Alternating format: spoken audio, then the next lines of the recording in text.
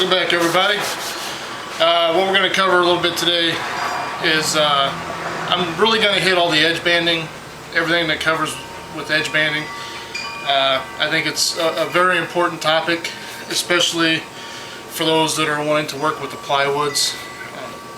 Like I said, it's what's going to make the edge of it look nice. So we'll run through cutting, planing of it. Actually, I have a planer, so I use a planer to do it.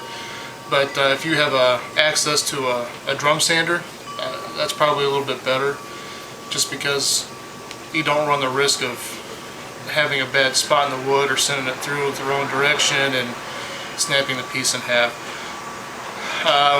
We're going to talk a couple ways on how to put the edge banding on, how we're going to trim it, flush trim it, all that good stuff.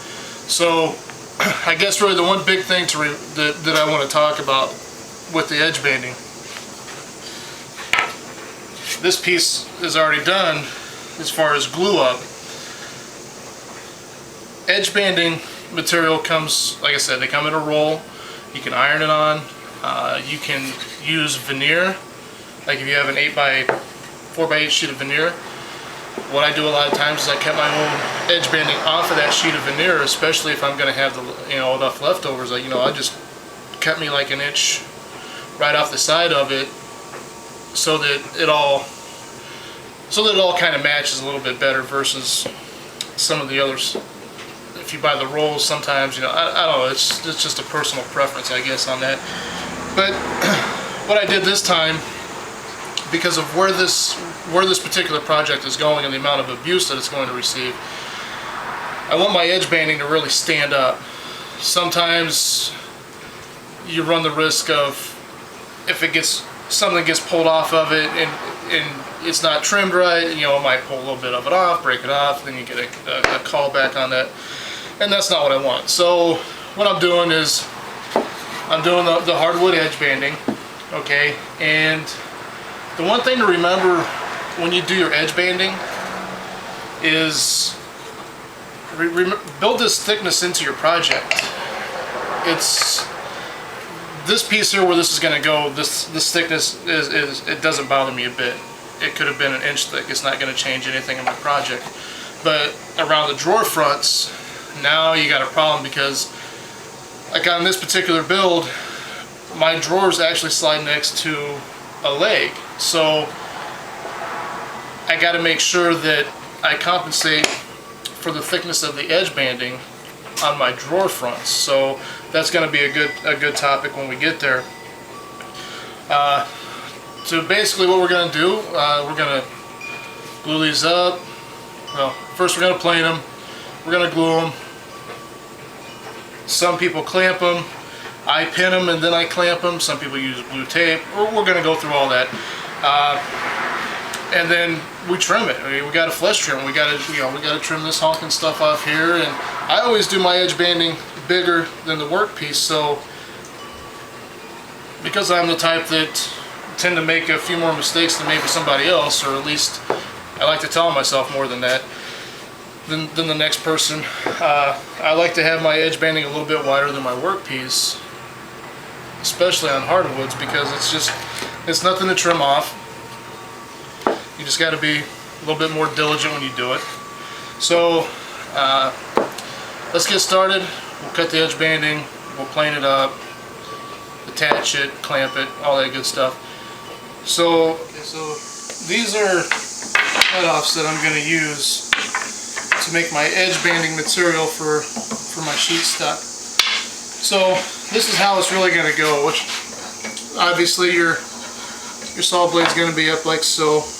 Now when I do my saw blade, I don't know if anybody else does this, but when I was way back when I was in shop class, this is how my shop teacher told me to cut. So I don't know what you guys think is safe about that one, but like I said, back then the theory that was told to me was the angle of the tooth as it re-enters the wood gives you less tear out, blah blah blah.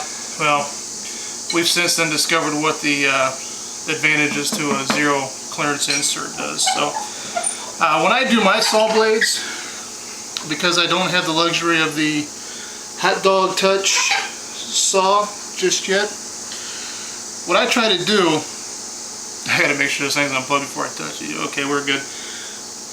Is I try not to put more than 2/3 of the blade over the top of my workpiece. Reason being, if for whatever reason I become unfocused and I'm pushing a piece of material through here, yeah, it's going to tear my fingers up, but it's not going to chop them off. And it is just too easy to become unfocused in your shop. And I mean, that's why, like my door, I have a sign that hangs on it so people don't just walk out here. And the one thing that you've got to realize is the mechanics of the body. If your shoulders turn, your hands usually go with it. So as you're pushing a piece of material through, you might be doing this, somebody walks in, you look over, and the next thing you know, you're feeding your thumb through the table saw. So always keep that in mind when you're setting up your blades. Like I said, no more than 2/3 of the top sawtooth coming through your workpiece.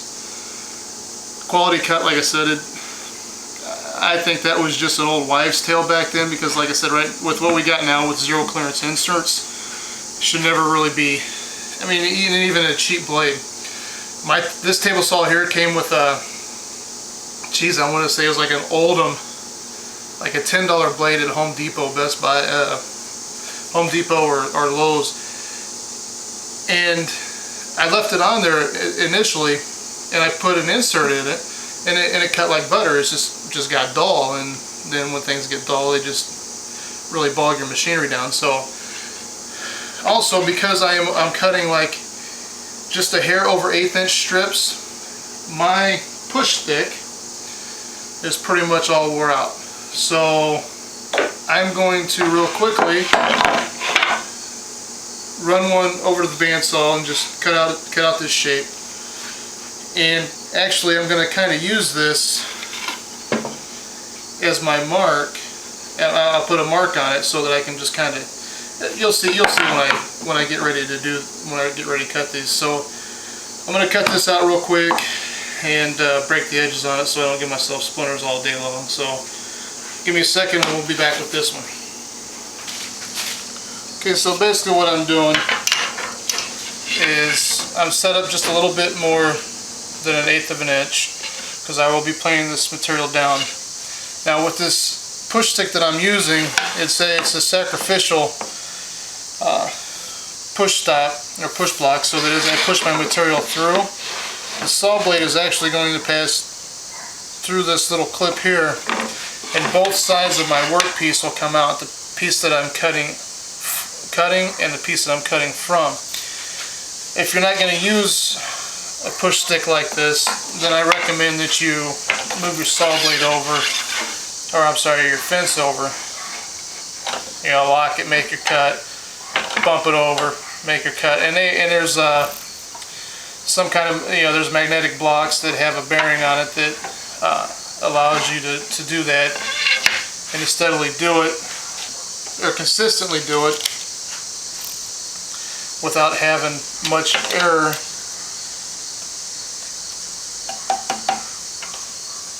in your pieces. So this is how I'm set up, this is how I'm going to do it. So here we go.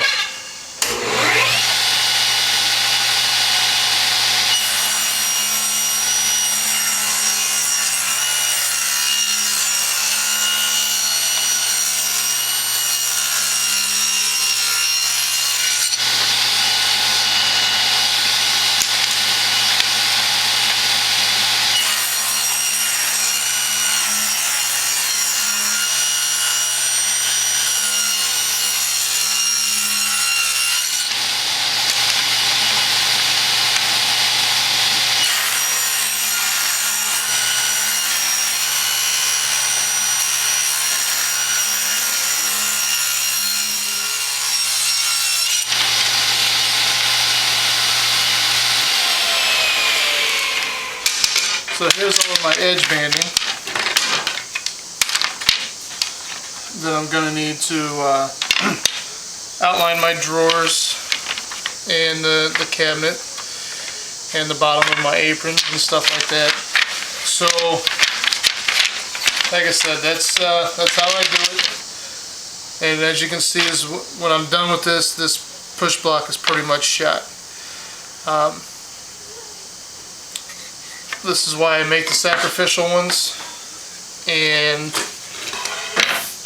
how you see me doing it, if you don't feel comfortable doing it that way, don't do it that way.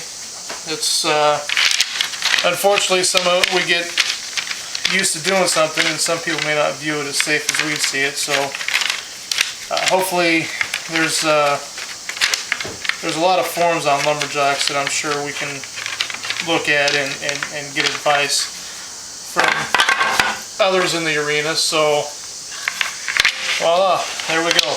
We got a nice hardwood edge banding for our aprons, and that's about what I'm about ready to mill up now. So we'll get started on milling up some aprons. Okay, so like to plane the thickness of the edge banding, what I'm going to do actually is I've got this board and I got a little stop on it so that it doesn't get pulled through my planer here, and I roll that in there, and then that way I don't risk running my blades into my table. Perhaps if I do a bad setup on that.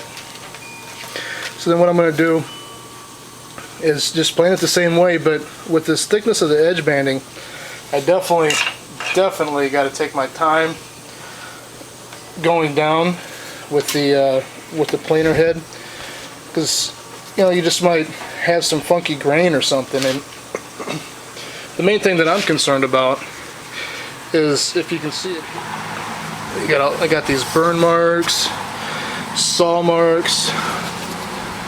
That is here's a little shot at one of the guys I used to work with. He was actually Dale's actually my teacher, my mentor for a lot of years.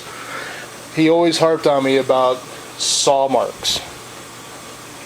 Every project I did in school, and then even when I was working for him, that was the first thing that he always looked for on a particular piece, especially containing a lot of hardwood, was saw marks. I mean, now I've gotten to that mindset of making sure that none of my work has saw marks. So just remember that, guys. Saw marks, saw marks, saw marks. That's what we don't want to see on our projects. We spend a lot of time doing them, so let's make them look right. So we're going to go ahead, we'll plane some edge banding and attach it to our workpiece.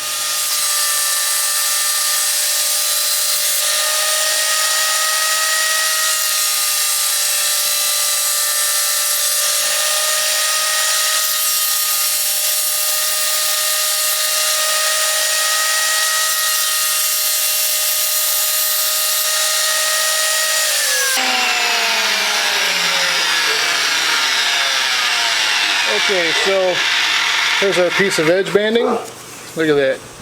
All the saw marks are gone, and all the burn marks. Okay guys, there's a couple things I want to share with you. Number one is this bench that I've got is nothing more than an old door laying on a set of sawhorses. It's a really thick old door, and it's pretty wide. So that's why I use it. Because this is a one-car garage, and sometimes my projects take up so much space. So what I do for a nice little way to hold things is I use one of these old wooden clamps, and then I clamp it down to the surface, so that now my workpiece here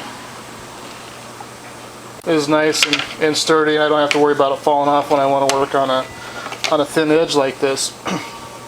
So here we've got our edge banding cut, planed, and we're ready to put this on. Now, some things you're going to probably need is a roll of this stuff, some glue, and I gotta say, this Gorilla Glue is quickly becoming one of my favorite glues. Of course, the edge banding, the piece that you're going to put it on, and Forgot to bring my pinner out. I got like a 21 or 23 gauge pinner that I use for this. It's if you don't have one, I recommend searching eBay. I picked mine up from on eBay and I paid like 50 bucks for it. I think it's like a $120 pinner. So basically what I wanted to show is when you do this edge banding, ouch, that was my elbow. That's what I want to do, is I want to offset it on both sides. But the thing with this thin wood like this is you come down to an area like this. It may be kind of hard to see, but my edge banding material is actually cupped like this. So the way I want to do this is when I start this, I want to start at one end and work my way down, and I want to use my fingers and touch the workpiece and the area that I'm going to be gluing it to ensure that I have enough material on both sides. And as you work your way down this piece, you can manipulate it as you go. That's why I use the pinners. And because the pinners, it's going to hold it in place as far as this way. It's not so much good for maybe using those instead of clamps. I mean, that's, like I said, there's another personal preference there. But I'll use the blue tape here, and I will also it's one of those tools that to me can be invaluable, because I mean, there's your pins, and it makes a very, very small hole. In fact, the hole is so small I don't even fill it. Actually, it's not even really a hole. You still see the head of it, but it's ever so slight. So like I said, I think I got this like 50 bucks off of eBay. I highly recommend that. Highly recommend searching eBay for one of those. So reposition everything and we'll get started putting this edge banding on. I'm gonna take my glue and run it up the edge here. And I don't want to use a ton of glue. Yeah, I don't want a ton of squeeze outs, what I don't want. So I'm going to be watching how much glue I actually put on this piece.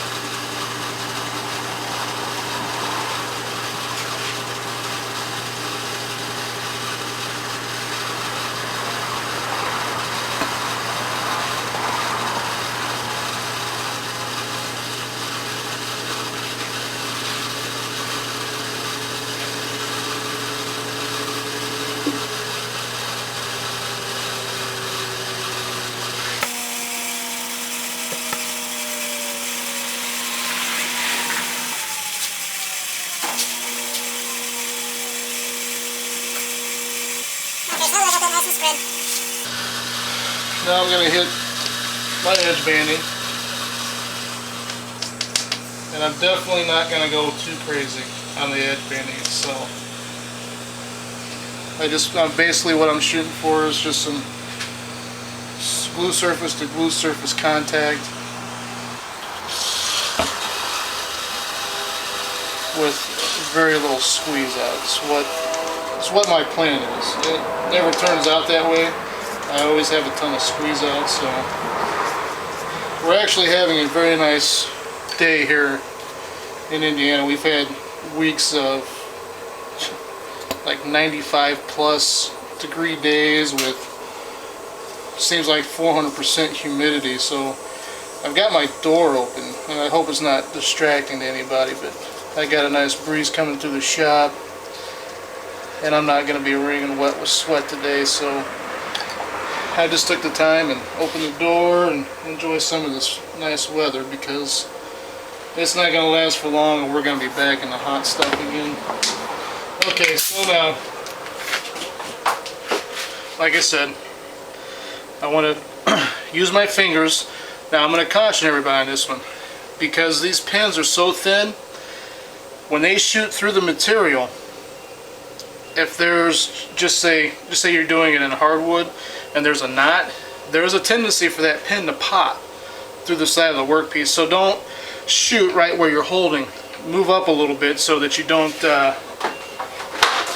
jam a little pin in your finger. It does hurt, believe me, I know. I'm speaking from experience on that one. So what I want to do is I want to be in the center of the piece, and I want to make sure I'm good. Drop me a pin. And then I'm going to do this all the way down the work piece.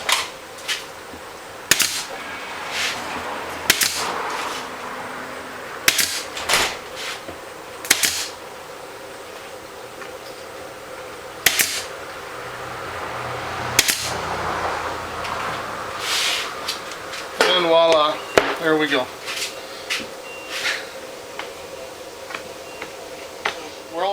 We're all nailed up now. What I'm going to do, I could use this clamp here if I wanted to, and kind of put a little extra pressure while I'm putting this blue tape on. And I typically do that. I do recommend, because I have a bad habit, and I don't know what I do or how I'm doing it, but when I put my blue tape in there, I usually end up ripping it at one side, so I never really get the full force that I want.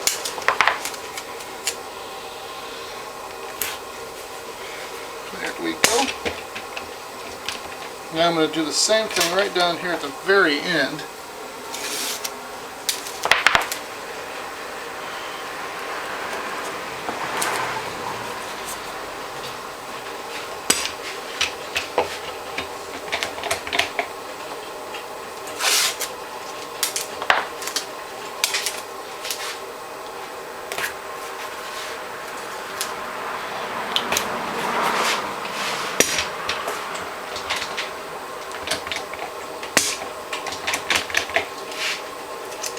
Like I said, I do recommend using a clamp.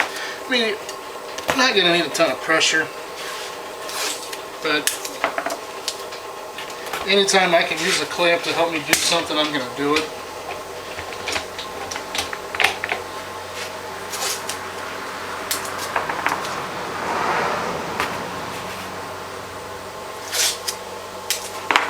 And typically what I would do with this is I would take, if I had two pieces of them, I would throw them both in the clamps together, glue them that way. But because I'm actually in kind of a hurry for this particular piece, that's why I'm using the blue tape, because I can leave this essentially clamped with this blue tape while I'm putting it on the project. So that's the advantage to the blue tape. Okay, so there we go. Just dawned on me with this project, I recently burned up my trim router, so the cool jig that I was going to show you, I won't be able to show you how I used it right now. I'll probably show you at a later time of how I do this trim. It's a really cool, really slick little idea. So unfortunately what I have to do is try to make some sort of a rig to use my big one on. So that's what I'm going to try and do. But I'll definitely come back and show you guys this base. I got another one of these desks I'm making, so hopefully on the swing side of that I'll get that so you can see how I trim this side here. Okay, so that's gonna wrap up this show here on the edge banding. Like I said, I wanted to show you everything involved with doing the hardwood edge banding. I'll probably, like I said, I've got another desk like this that I'm building, so I will maybe get the iron-on stuff.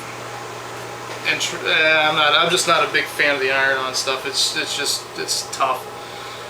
Some people have better skill at doing it than I do. So, as always, I want to remind everybody to sign up for our drawings. Every month we give away a magazine subscription. We're actually, next month in September, we're actually going to start giving away some pretty cool prizes. So be sure to sign up for that. Questions and comments, ask Huck at hucksdiy.com. I'll respond to you pretty quickly, as quickly as I can. And that's going to wrap up the edge banding episode here. I hope everybody enjoyed it. Once again, I always ask that you guys leave us feedback. I post my episodes on Lumberjacks, SawdustSoup.com, Craig Jig Community. I can't remember if that's really what it is, but it's for the Craig Jig stuff. Their website, iTunes, and several others. So please, there's opportunity there. Give us some feedback on what we're doing. Like I said, I want to make sure that I'm teaching you guys a little bit of something that some of the knowledge that I have in the way that I build my projects. So please, feedback is important to us. So thanks again. We'll see you next time. Next time is the big episode where it's the boxes and the drawer slides. So I hope everybody likes that one. There's going to be a lot of information on that one. So please enjoy it, and we'll see you guys next time.